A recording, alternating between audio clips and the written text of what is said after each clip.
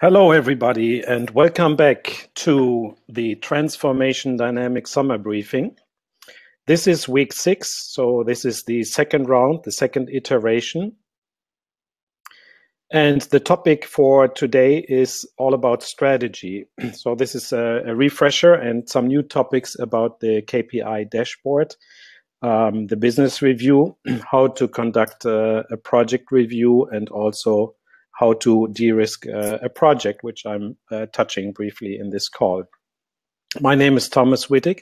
I am the CEO at Wittigonia, and I will be leading you through the session today. So for those of you who are watching this live in the webinar, welcome. For those who are joining in a replay later on, just be reminded, you can watch the webinars for completely free. There's a weekly webinar until the end of this series. And there's also an extended course which provides more tools, templates, video briefings like this one, and also some simulations that we are going through here as well. But there are more extended versions of that in the course. And of course, we offer workshops, in-house workshops. So if you feel like you would like to run a workshop like this or would require some custom advisory, please feel free to contact us. The purpose of today's sessions is really to provide further insights, concepts, and tools about the transformation strategy leadership, and really from a dynamic and system dynamic point of view. So the key is really around the KPIs, the review cycles, the review topics, and also about de-risking. In this call, we will cover some key basic scenarios. And there will be some advanced topics, and there's more how-to information, etc., available. Just for orientation purposes, this is our 10-week roadmap. So we have crossed the midway here, and now we are in this week number 6, talking all about strategy. There was an earlier session which talked also about strategy, and there I provided some insights on project selection, target setting, and building basically your house of strategy. And you may want to review that actually in a separate video, which is available as a replay on the YouTube channel. So each week we are having a live webinar, which takes about 30-40 minutes, including Q&A time. And there is also a Facebook group, a Facebook page that you're welcome to use. And then in our online academy, there's a dedicated briefing room related to the series, and there you can find all the extended work. Now, for those attending the webinar here today, there's a special because the briefing room is actually a paid service, but always in the weekly webinars we provide a special discount, but that's only available if you sign up for the free live webinars. So I would say let's dive into the topics today. And before we do that, I think it's a good time now to review really the way that we have come so far, and I would do a brief recap about that. So we started out basically by acknowledging that there are so many areas in a transformation initiative, and by transformation initiative we talk very broadly about digital and business transformation in various kinds of organizations. So it's not only about pure commercial business organizations, but also about other areas. And the different segments that we are covering here, each one of them has their own special dynamics, which we are discovering step by step here. Now, the application areas are really wide. So there are different organization types, ranging from business organizations to even public sector entities. And also we can apply this set of concepts and tools and the framework to different kinds of innovation. So it's not only about product and service innovation, but also about, for example, process innovation or internal technologies that you might want to use and roll out in the organization. And more, I'm hearing more from clients that they also want to move either from a product-oriented organization to more of a service-oriented organization, and vice versa. So there are many professional service companies who would like to quote unquote productize their expertise. And for them, it's equally important to really become aware of the dynamics that are behind these fairly strategic initiatives. So then we talked a bit about feedback structure, and let me go through this pretty quickly. I think for those who have just joined the second round, I should say that you can watch and review and discover each topic by itself, but it's also embedded in, let's say, a larger context. So we started out basically by describing what would be the high-level feedback structure. And this is quite a bit of a complex picture. So then we said, okay, let's step back for a second and review each one of these areas by themselves. But before we went there, I provided a basic insight into the language and concepts of dynamic systems, and when we are going after modeling dynamic systems. So the basic feedback structure, there's one element which we call a stock, which is a resource which accumulates over time. So think about this, for example, as the pool of customers which are using a certain innovation. Think about this as some kind of a bathtub which has an inflow. So all the customers who start using the innovation would flow into this pool of customers. And then the outflow would be all the customers who stop using the innovation. And the remainder, basically, what is left in the pool is all the current customers that we have. Now, it sounds like a simple concept, but in many organizations, the business planning oftentimes stops here. So thinking about how to win customers, but not acknowledging, okay, what might be the impact in terms of the loss rate that we have in the market. Now, a key concept here, of course, is you cannot influence the bathtub itself. So you cannot say, I just want to have 100,000 customers in my bathtub. You can only, by your managerial actions, by your policies and programs and projects, you can influence the inflow or the outflow, but not directly the bathtub, unless you have already an existing organization. We even talked about that in the chapter about migrating an existing customer base. And so I explained more from a system dynamics perspective, also from my experience, what is happening there. Now, when we talk about these flows, there are two things we need to keep in mind. One is there are factors which influence the flows. So think about this as a valve here. And let's say the quality of a product or program and the cost and budget basically determines how much is flowing into this bathtub. And there might be a delay involved. Yeah. So, for example, the time it takes to hire staff to run a project or to sell a product or a service to customers. And of course, we have feedback loops. So a simple form is that the more customers we have in our pool of customers, the more they contribute to word of mouth, and more customers are coming in. So there's let's say a growth rate and a reinforcing feedback loop, or we call this also a positive feedback loop. And the balancing feedback loop basically is the corresponding piece to that. So a fraction of the customers might leave the customer base. So this in a growing organization, let's say all things equal, if you have a certain loss rate of, let's say 1, 2, 3, 4, 5%, an increasing number of customers would lead to an increasing outflow here. And that's something that we often forget when we put business cases and business plans together.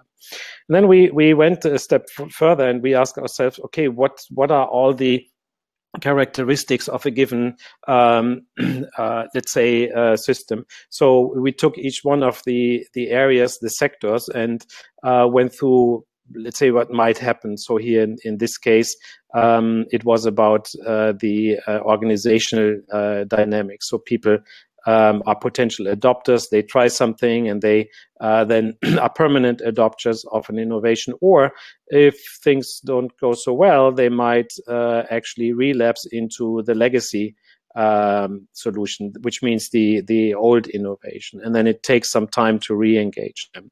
And then because we are talking here about simulation models, so I put together quantitative models here behind this. For those of you who are interested in the math, this is done through system dynamics models. So behind these are mathematical equations, and it's basically a coherent model which we can simulate. And then it gives us, let's say, certain profiles, for example, a behavior mode here in terms of the adopters. And that's really what we are interested in when we are talking about dynamics of transformation. We're interested in change over time. So here in the numbers, in the number of people who are the adopters in change over time. And then we can see already that with exactly the same feedback structure that we have here, we can produce different behaviors because there are different parameters in this system which lead to very different outcomes. So one could be a very successful program which is running fairly swiftly. One could be pretty much a disaster, which starts out quite nicely, but then it ends up in, let's say, more or less a failure. So it doesn't come through as an innovation. And then I explained also some of the tools I made available. So there's, for example, one tool that I introduced, which is an online simulation tool, which you can access through the course website or on the internet. And it basically gives you some nice charts, actually, like the ones that we just saw, but you can also play with the parameters just to get a better feeling and awareness of what is happening in this given feedback structure. So this is, for example, a model about the market adoption. So then it really our job was about discovering all the areas that we have to take into account when we talk about a business and digital transformation. And first and foremost, of course, we're interested in the market. And then I explained what is the basic feedback structure within a given market that leads, for example, to this S-shaped growth curve, right? So there's a feedback structure which has certain feedback loops which accelerate the growth, but then they also account for the saturation of a market or even a decline. So we looked into that. We looked at the customer base. And here I explained what happens in an existing customer base when we, for example, would like to migrate a customer base and we want to minimize the loss rates and make sure that we can carry over and safeguard a large portion of our existing customers. And of course, introducing an innovation and migrating a customer base always opens up the business for a certain risk. And so we looked into that into detail. Then I talked about the organization dynamics. And here again is a very different behavior profile. And I explained also the, let's say, 3 critical moments for an internal transition. And then I explained the project dynamics. And that's something that drives usually a lot of aha effects for people, even for those people who have managed projects and even large-scale projects for a long time. But when you look at it from a system dynamics perspective, you suddenly get some insights. And it's certainly true for myself. I ran large-scale projects of different kinds. And only after I studied more in detail the system dynamics behind it and the behavior, I realized why a lot of projects are running late and are running over budget. So this is something that we looked at. Now, of course, these sectors in itself, each one of these sectors has their own behavior, which is governed by the feedback structure, as I explained before.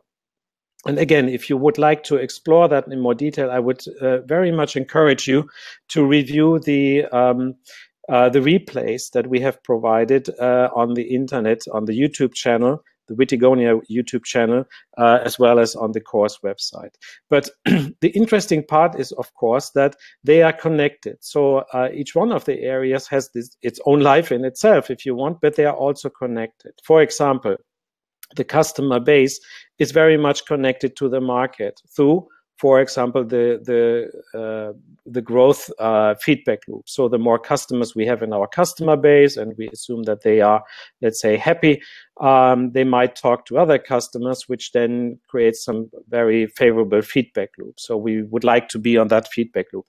But it can also work the other way. So if the customers are not happy, and let's say, for example, we have a quality issue, and this is being spread out in the market, then of course this feedback loop also runs in the other direction. So fewer and fewer customers would be inclined to join our organization.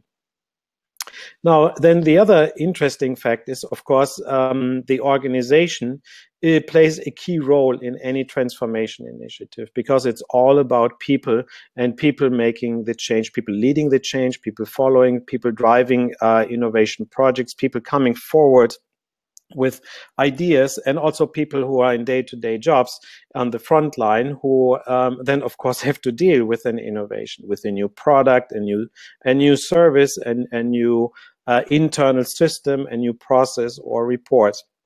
And so we get a lot of feedback from these sectors. So from the project about the implementation and the development here, from the market and the customer base. And then, of course, things happen from the organization. So, for example, an organization is characterized by showing a certain commitment to a project, or driving a change in the marketplace, or supporting the customers. So, for example, think about a sales organization which has a choice of selling a legacy product or a new innovative product. If the new innovative product provides a better value for the organization and the individual, it's more likely that it's going to be adopted faster. And then that gives more push for the project. We see a faster uptake in the market, and of course, some impact on our customer base. And so these feedback loops combined here give us another interesting dynamic. And so there's one feedback loop over here to our left-hand side, which I would characterize, let's say, by product quality. So the better the product quality, the better the perception by the organization. And vice versa, if the product quality is going down, then the perception by the organization might be impacted as well.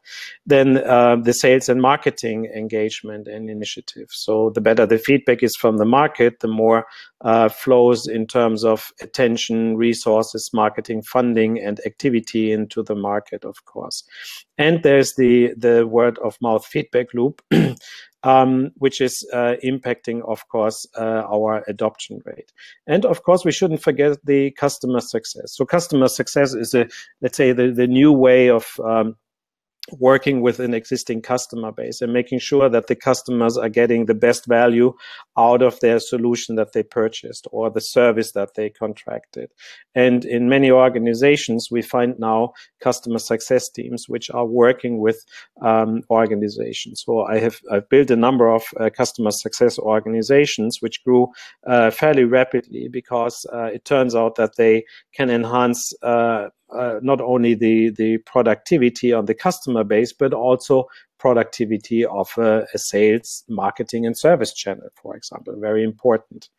Now, one thing that I have not touched so far, and which I would like to say for a little bit later, is about supply chain dynamics. And the reason why I would like to save that for a little bit is it also provides a set of individual dynamics. And I would like to keep the discussion focused on these, let's say, 4 key areas, which are more common for most organizations. But here's one, for example. There's a supply chain which is related to the organization. So that's where we obtain our talents from, for example. And one feedback loop here, so this first feedback might indicate, okay, if we have a very good reputation as an employer, as for example, an innovative organization, then that can have a very positive impact on supply, and we might be better off in securing top talents or people joining the organization, and vice versa. If things are not going so well, it also has an impact on the supply chain. And then there's, and so I would call this feedback loop, it's something like staffing and employer branding, right? Employer branding is also let's say, fairly new expression where more and more organizations becoming aware that they have to do something about their their standing and their reputation in the marketplace. But this is not a, let's say, a superficial exercise, but you really have to change the organization in order to have a very authentic branding. And this might be a detailed topic for maybe even some other expert interviews later on. So then another area, of course, is down here where we have another supply chain. So somehow our product, services, and solutions, they come to the customer base.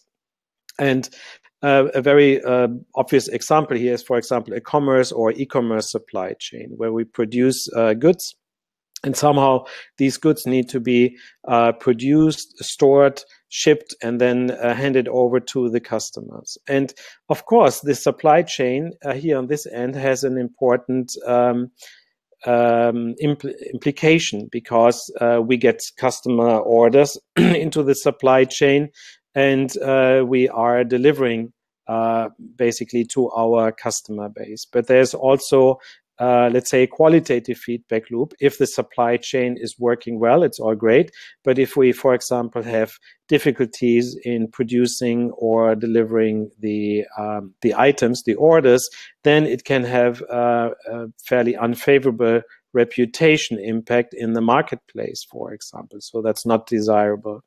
And of course, the supply chain in a broader sense is also in connection with the organization. So if your supply chain is working well, then that gives more trust and confidence to the organization, which then in turn is more inclined to drive the change and drive the innovation forward. So all these taken together are new interesting feedback loops, which move us above and beyond looking at the individual sectors and looking more about how these sectors interact with each other. Now, do we want to model, or do we need to model all the possibilities? No, because we're really looking after specific problems that we want to solve. So in the world of system dynamics, we're not modeling, let's say, nice models because we like the models, but we do this for a purpose. We do this to solve a problem, for example, a strategy decision, or we want to understand a strategic performance scenario, or we would like to understand how to optimize, for example, a supply chain or other areas, so for example, in terms of the production control, or how to meet the demand and supply balance here. So that's why we do this model, and that's why it's also important to figure out not only what's happening in these areas, but what is the interaction between. And of course, there might be some factors which are completely outside our specific models. So then we treat that as so-called exogenous variables that we take as an input for our exercise here. Okay, so what I hear oftentimes people saying also in the sessions that we are running, they said, okay, this is great. I learned a whole lot from looking at the individual models. And now how can we proceed with this? How can this help me? And now in this second iteration, I would like to make a step forward. So in the first part, we have basically moved from a state of unawareness and a business as usual mindset to more of a system awareness. So by now you have acquired some additional insights about how, let's say, complex nonlinear systems behave. And now we want to move more towards the more interesting applications. I mean, there were already some insights that you can take away from the earlier sessions, but now what I'm planning to do in the next wave is also talk about how this helps you in your day-to-day job, in your management or even leadership job in the organizations. So in order to do that, we now, in this particular session today, talk about some aspects of the management dashboard. So we make the connection between the system dynamics representation and models. into the day-to-day management practice. And the dashboards, of course, are playing a key part of that. So I'd like to talk about that a little bit. But also moving forward in the upcoming sessions over the next weeks, I would like to make the connections between the different sectors. Not all of them, but let's say to demonstrate some key feedback loops and how they impact the behavior of the system over time. And then we are ready to explore more strategies and optimization tactics. All right, so much about the recap. I know it was an intense first half of this summer briefing, and I hope you had as much fun as I had in putting this together. And let's take a look at now at the next phase. So again, we talk about the KPI dashboard. You often hear this from managers and leaders or great thinkers about management philosophy, that what gets measured gets done. And there's a lot of importance and truth to that. But the key question is, what should you actually measure and what would you like to get done? That's the key question. And I would like to start here with some successful practices that I have seen in the let's say the projects and assignments that I was involved with, and where I provide advisory, for example, or leadership in the area. So first and foremost, the KPI, so the key performance indicator dashboard, plays a key role in leading the initiative and align the stakeholders. So it serves different purposes. One purpose is communication. Then also it's about alignment and performance management and project selection. And of course, it is all about resource allocation. So if we want to drive a change forward, we need to figure out where do we want to focus our attention and resources. How many people, for example, what skill set, at what place, so where in the delivery chain or the value chain do we want to allocate resources, and by what time, how many by what time? That's the key question. Now, the requirements, of course, for the standard requirements for a dashboard, it's important to understand the linkages and dependencies, of course. So you don't want to have purely a set of reports, but you really need to make the connection to the business processes and how change is happening over time. And then that also means that we need to understand the dynamic behavior of the sector. So that's why I started out explaining each sector by itself. And I hope that it gives you also a slightly different understanding. Each one of you is an expert in their own field, but not everybody is a system dynamicist or a data scientist. So that's a part of the service here, to give you, let's say, a head start with some of these insights. And of course, the key is to understand not only which levers are there, but which levers to pull and in which direction to pull. And believe it or not, oftentimes people know and see the levers, but they still moving the levers in the wrong direction. And then they create really adverse effects on an entire delivery organization. And then we need to understand the intensity and impact. Now, the KPI dashboard should be basically a coherent set of indicators. So think about this, for example, that we have a certain business with a couple of projects in an LOB, a line of business, and there's another line of business. And if it's a large enough a change or transformation initiative, we might even have a program office. So that's a small group of people who is coordinating the effort. And so we have different levels here. We have the level of the project, and we have the level of the management of the initiative. And of course, we have the executive level. Now, it is important that the dashboards that we have are not only existing, but they are in some way connected. Now, what I would like to touch a little bit in this session today is how to augment the dashboards that you might have already with some metrics and indicators which are important to understand the dynamics and track the dynamics and how they are connected. Okay, so that's the purpose of the session today. So what should be on the dashboard? And I would like to cover maybe one or two examples here today. But before we go there, I think it's important to keep in mind that, at least for my taste, the truth is more important than beauty. Now, there are a great many tools out there where you can build beautiful dashboards. But at the end of the day, the KPI dashboard should enable and empower you and your teams and your organization to make effective decisions. So it doesn't matter if they're beautiful, if they're loading fast, if they have nice colors, if they have even animations and all the bells and whistles. If it's not capturing the true nature of the business and the change and the transformation you want to drive, then they're not really worth the effort.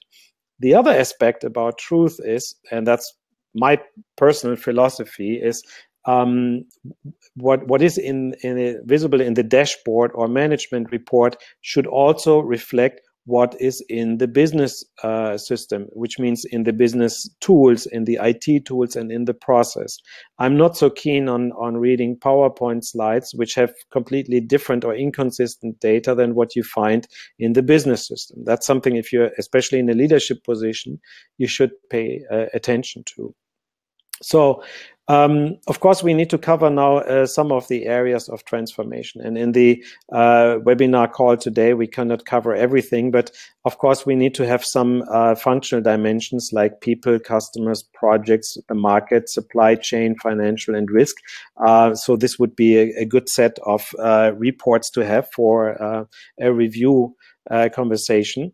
And then we have our key metrics. So this should include outcome metrics, but also leading indicators. And in our language of system dynamics or transformation dynamics, we should include the levers and the flows that actually lead to the outcome, lead to the accumulation of customers, of revenue, of goodwill, of reputation, and so on.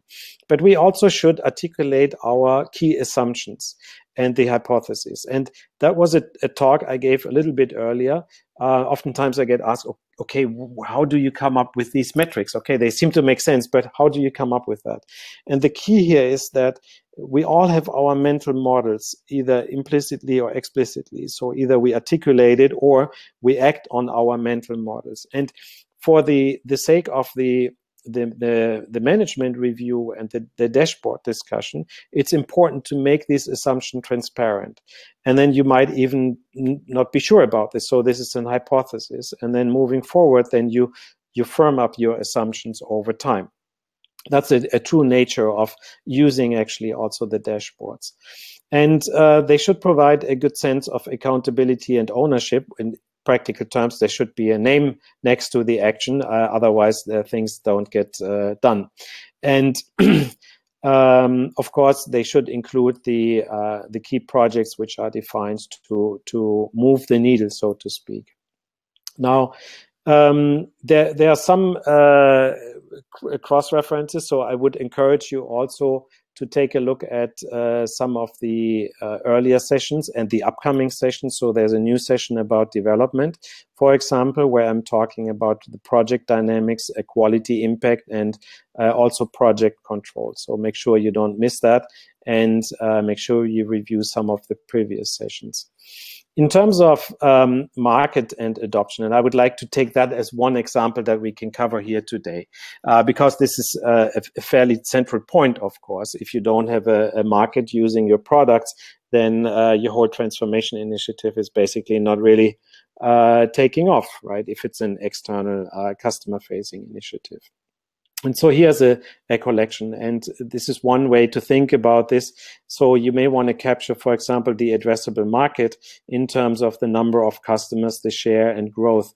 There's actually another session, another recording I made for the YouTube channel, which talks about what is an addressable market and how to assess it.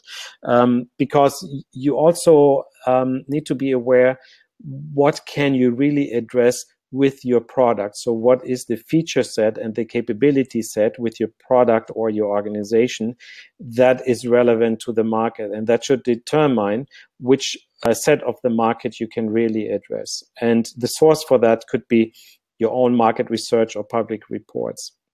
And then you may want to have on your dashboard the customer pipeline. So pretty much in the same way we laid it out in the session, where you have the number of customers which are trying, buying, and churning away.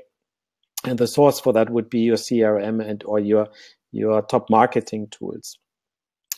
You may have noted that I'm not talking about specific products. So the purpose of this talk is not to position or sell any specific or particular kind of technology, but you should evaluate also the technology with your requirement set. So how do you want to run the business, and what kind of information, for example, would you like to get out of marketing systems or your CRM, or more importantly, out of your own product? So what's the kind of intelligence and insights that you want to get real time out of the use of the product? Then other things like the adoption rate. And remember, this relates to the flows of customers per month. Flow is always in customers per month, and the stock and always in the existing number of customers. But here we want to understand what is the rate of change, for example, in sales, marketing, and word of mouth. So how many customers are flowing into our bathtub? Then for assessing the word of mouth dynamics, it's important also to capture in some way the probability of adoption and the number of contacts per customers. You can do this, for example, through market research or a pure network analysis. So if you know how many, for example, Facebook user or contacts somebody has on average, it gives you a certain indication if your Facebook initiative or your application or whatever you do on Facebook is taking off or not. And so same is then true for the sales and sales productivity. So here we're interested in the win-loss ratio, the customers per person month, and the time to win the customers. Remember that our systems also have delays. So these are important factors which can basically create a little bit of a very dynamic behavior or even oscillation in systems. So it's important to understand what are the time lags. And then last but not least, the marketing effectiveness. So we want to understand our conversion fraction, etc. Now, and of course the pricing. So what is the initial deal size, etc. If we have this kind of information, then we can also feed that information into our simulation models, and it gives us a good understanding in how our system behaves and what policies we can use in order to change the system. So practically what I'm typically doing is I'm calibrating the model to the real world data, and then we can play with that and drive different conclusions and take a look at different performance scenarios. So this is just one explanation. It's probably not complete, but it gives you an idea of what to look for. And again, think about this as a set of indicators to augment your existing or your planned reports that you have, with a specific focus on the system dynamic side of the house.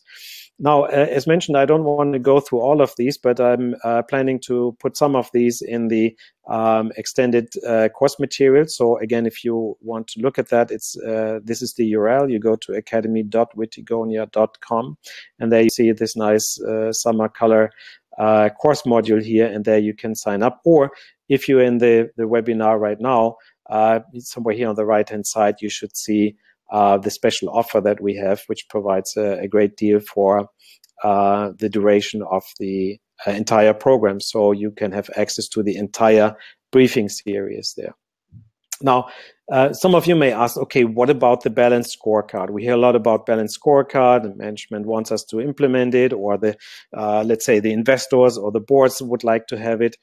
And I would like to give you my perspective on the balanced scorecard. Of course, I've been working with balanced scorecards in many organizations and different settings. And it's important to acknowledge that it has some strength.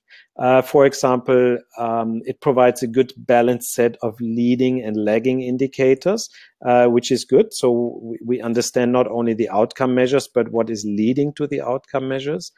And it provides a coherent framework of KPIs, even including some, let's say, not so easy measurable things like the layer of learning and growth, for example.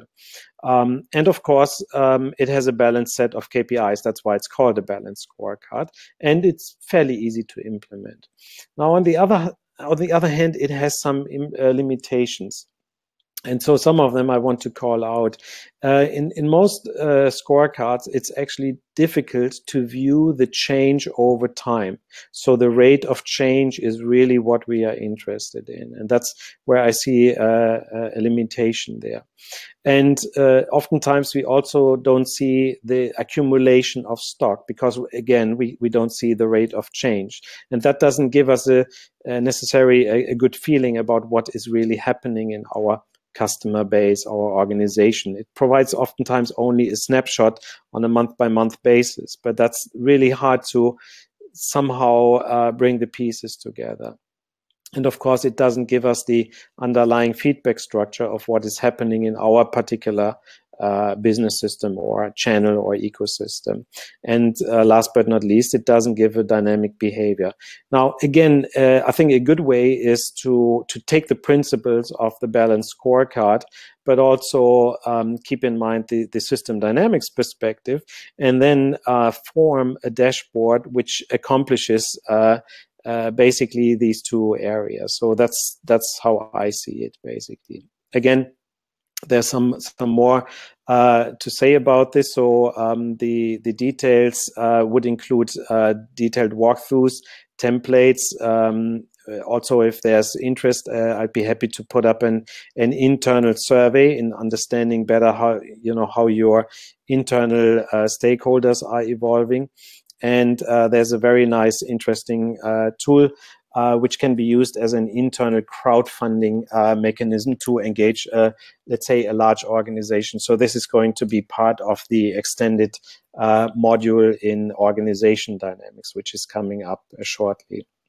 And then, of course, there are some material about how to calculate very specific key performance indicators for, let's say, service and subscription-oriented business, like, for example, a SaaS solution or software as a service solutions, and so on. So check it out. I think there's a lot of stuff. And if something's missing, please just raise your hand in the webinars or in the discussion forums, and we'll get that to you. So the remainder of the talk today, I want to talk a little bit about business reviews from my perspective, but only cover this fairly briefly. There's a little bit more to say about that. But how to conduct a business review. So the performance, the purpose is to review the performance and allocate resources. And it's a great way to meet the talents and mentor the talents in your organization. At the end of the day, the way I see a good business review, it's actually a platform for having a leadership dialogue with your entire team and talk about strategy and execution. And it should be a learning environment. So people should come forward with new ideas, even crazy ideas, feel comfortable about it. Also, feeling comfortable about admitting mistakes and learning experiences along the way. That requires that we actually have a certain cadence, I would call it, or in some businesses we call it rhythm of the business, which means a sequence of meetings that is also kind of coherent. So you might want to have, for example, a weekly triage meeting in your development organization, or you have a monthly operations review and a quarterly business review. So again, I give you an example in the extended version, but keep in mind that's something that you should plan for. And then it's important to speak with facts.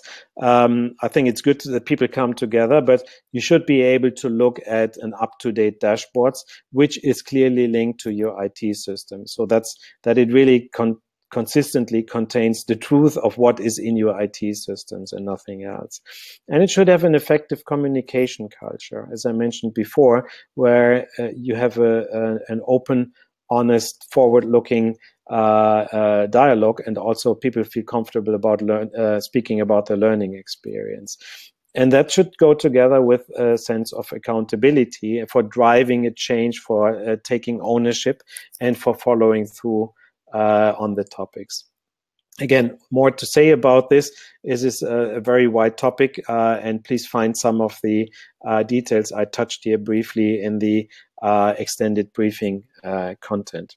Now, on the other hand, the project review is really the linkage between the strategy and execution. So the purpose is also to review performance and progress on the project level, but it's also about selecting projects and allocating resources more on the detailed level. So that means that we need to make up our mind about resource requirements and forecasts, of course, when we go to the project or operational level. And it's a great platform, again, to meet talents from across the entire organization. And the spirit of the review should also be about learning and adopting and figuring out what works well and standardizing across the organization. Now, again, we need some form of a cadence and some preparation. And it should also be clear that a project review should be about feasible project plans, or to have a discussion if a project plan is feasible or not. And there are some reality checks that you can apply. I'm happy to share that in the extended version as well. And then, of course, reality checks. That's one of my favorite topics. When people come with project proposals, you need to make an assessment, basically, and make a decision. Is it possible? Is it really realistic to drive this change? Or should you invest in such a project, which is giving you, let's say, some kind of a quote-unquote hockey stick forecast? Yeah. There's some work I have done earlier, so you can find that on the YouTube channel, but I'm also folding this in again into the transformation dynamics session. Again, more to say about that. Take a look at some of the examples for the cadence, for example, or a specific agenda and question set, which I'll provide in the extended version. In terms of de-risking projects, this might actually be a full module that I might add in as a bonus in between the sessions. But by risk mitigation on the project level, we basically mean that we need to be prepared for, let's say, the worst case scenario or a risk. But we need to do, of course, what we can to prevent such a situation. And there are certain risk areas and certain ways to assess a risk. So the risk areas that we typically look into are technology-based risks. So there might be a new technology coming along, which makes our new development redundant. So that's a big risk, of course, or we find out that nobody wants it or needs it. So that's a market risk. Or the market is moving away. And there might be an execution risk, which is all about, for example, finding the right people, executing the projects, migrating the customers, all the things that we talked about in the previous and the upcoming sessions. And there are different ways to assess a risk. So one is you can sit down and do a high-level project risk plan and identify the risk, the owners, and probabilities for occurrence, and so on. And another way to look at it is to find out the risk and return profile of a project. So the set of potential outcomes and let's say the probability of this project delivering a positive return and a positive outcome. Now that's something where we need to apply a little bit of skills here. So I talked about that in a specific session, which is called How to De-risk Your Project. You can find that on the YouTube channel. But I would like to also talk a little bit more in this context here about project risk. So what is the risk around the schedule and budget and the quality for a given project? And there are at least 2 or 3 ways to do that. And one of it is to assess the dynamic risk. Now that we have our nice simulation models, we can also take a look at the risk components. So we can play with sensitivity analysis. And this is something that is a bigger topic, but again, it's something I feel fairly strongly about. So this is probably going to make it into our extended program in the next 5 to 6 weeks or so. So there you will find some of the examples that I covered here, and also some step-by-step case studies. All right, so in conclusion for today, the transformation initiatives play out with in the feedback structures of the system, as we have seen, not only in the given sectors, but the sectors are interacting with each other. And that is actually a big part of the leadership and management job when we talk about transformation dynamics. And we need to understand what are the connections between the sectors and what kind of dynamic behavior should we expect. And what is the rate of change over time? That's probably the number one biggest challenge that most managers and leaders and project managers are struggling with. Now, what does it mean? My recommendation here is first, of course, to build the systemic leadership skills and awareness in your teams, in your organization. And as I have shown, to augment the KPI dashboards with indicators, which you can use for better understanding and for optimizing the dynamics around the transformation initiative. Then, of course, it's important to conduct regular business and project reviews. And last but not least, to take all this knowledge and start the process of risk mitigation and risk planning with a different mindset. I think once you look at it with a dynamic mindset, you might actually come to different conclusions what really the risk factors are within the business. And I'm saying that because of many projects where I've seen very different risk assessments, let's say before and after doing a dynamic analysis of the entire business system.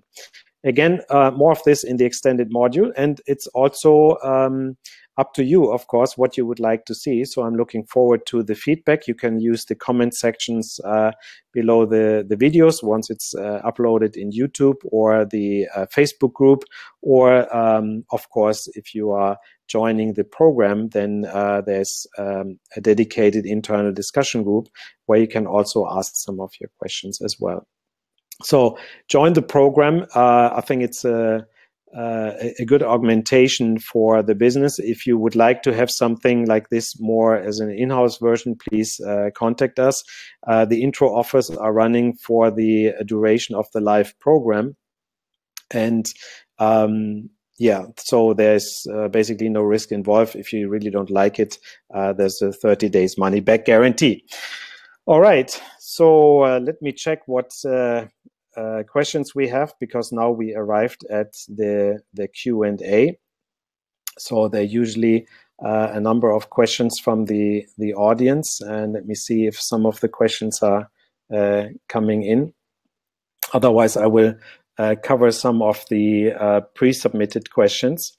So the questions, actually, when you sign up for the webinars, make sure that you also fill out the small survey. It has like 2 or 3 questions where I'm asking about specific needs for your business and what you would like to see covered and what the most important topics are. So there's one question here about which was submitted earlier. And the question is about how to start a transformation initiative with a system dynamics mindset. So this is a fairly good question because, as I mentioned before, not everybody is in the position to do all the modeling work. And to be honest, you don't have to do the modeling work, at least not by yourself. I think it's good to analyze your business in a certain way with the system dynamics tool set, but it really requires a special, let's say, training and education because you need to really understand what you're doing in terms of the modeling work. So either you play with the generic models and get some better idea about how the systems behave, or you actually leave it to a modeler, and that colleague can give you some, let's say, depth insights, of course. But I think the good starting point is really for any organization to drive a different mindset in the organization, a system dynamics mindset. I think this will go a long way and you will get a lot out of this. Certainly, I have seen great benefits in many organizations who are looking into this. It really delivers a very different quality in the leadership dialogue, in the management dialogue on a daily basis.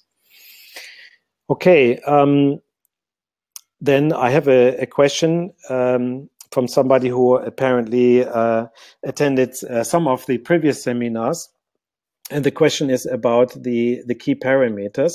That's a question I usually get. Where do we find the key parameters that we put into the model? So person here played with the publicly available model.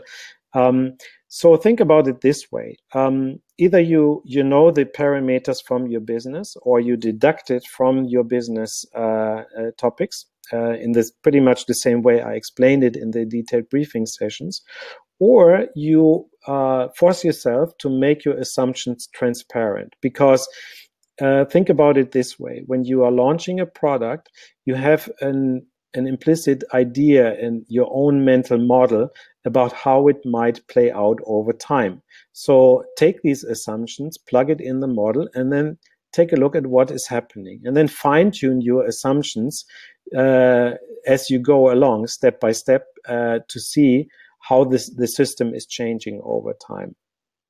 So that's one way, or let's say two ways, of course, to do it. But really, the value of working with the models and the simulation is it also delivers some interesting group dialogue about the assumptions. And what often happens is you have 10 people of a team, of a leadership team in the room, and 20 opinions.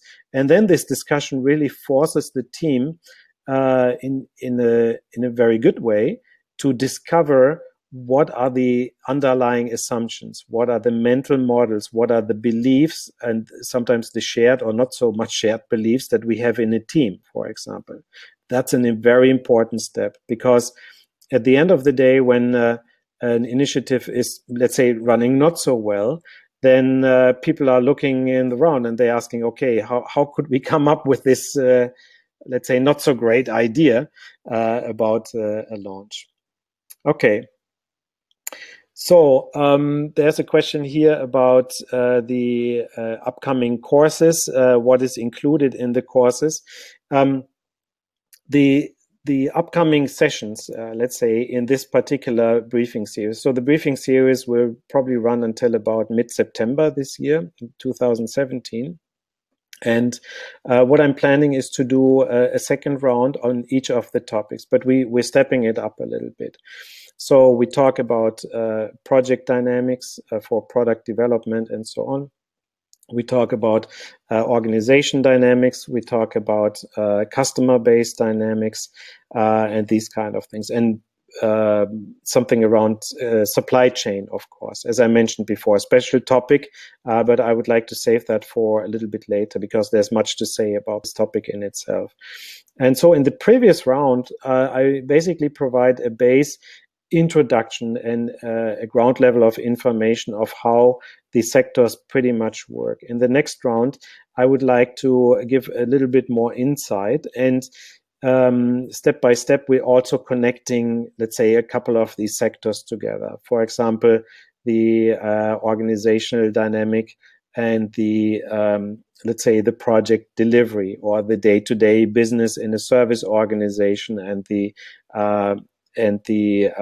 let's say, development of a new product. That's a very hot topic in many organizations. So there are a lot of people who are asking about this particular topic when it comes to professional service organizations, and they want to implement software as a service solutions or productize their know-how. And I discovered certain, let's say, patterns. And that's something I'd like to introduce you to during the course of this briefing series. So stay tuned. There's a lot to cover there. Okay, good. So I think today we don't have so much live questions, which is good. I realize and recognize it's a summer period in some of the areas. That's why it's called the summer briefing series. So if you watch this right now or later by the pool, I wish you good discovery of things. And next week, we talk about project dynamics again. So I'm looking forward to seeing you. And then until then, I wish you good luck with all your transformation ideas, initiatives, and ongoing projects. Talk to you then. Bye-bye.